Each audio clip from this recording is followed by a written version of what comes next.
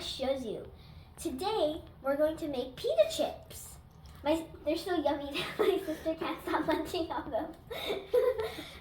So, my little sister's friend gave her a pita chip once. And then my mom kind of got interested about pita chips and she bought some. So the next day we tried some. We're like, this is not too good. But then we sort of got addicted to it. I don't know why. And then, but then we realized that they were kind of, expensive. So we decided to make our own.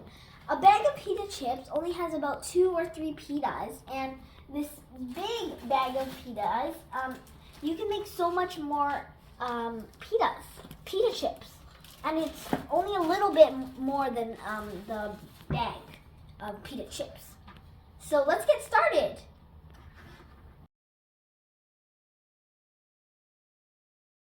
Here's what you'll need.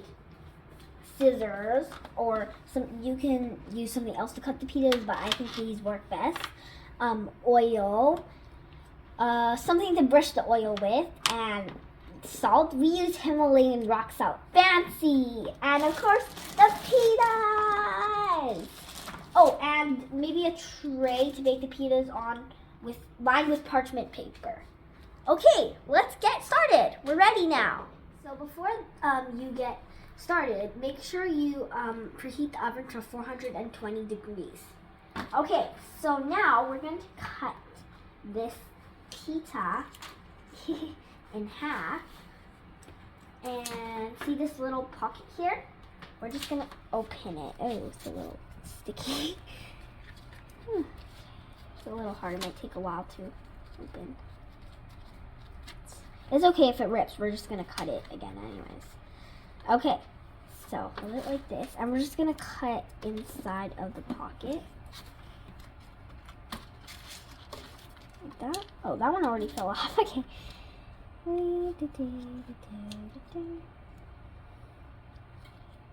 Just going to cut it. Keep going. Okay. And then done. Okay. So, that's supposed to come off.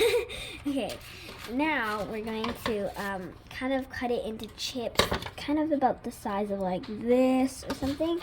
So you can cut it like a pizza, and then this, and then cut those in half. So this is like a great activity for toddlers because they can cut it into the pita into chips and stuff, and it's kind of fun for them. Just get smaller scissors for them like this. And after this, we're going to move on to the next phase. We're just going to lightly brush the pita chips with oil, and after that, you can lightly sprinkle some like salt on them or other flavors you want. I was thinking of adding maybe a cinnamon one or something.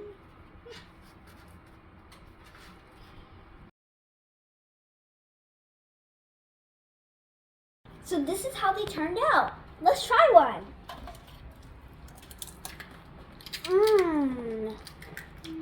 Yum! I hope you enjoyed making pita chips with me. Bye, see you next time. Make sure you like and subscribe.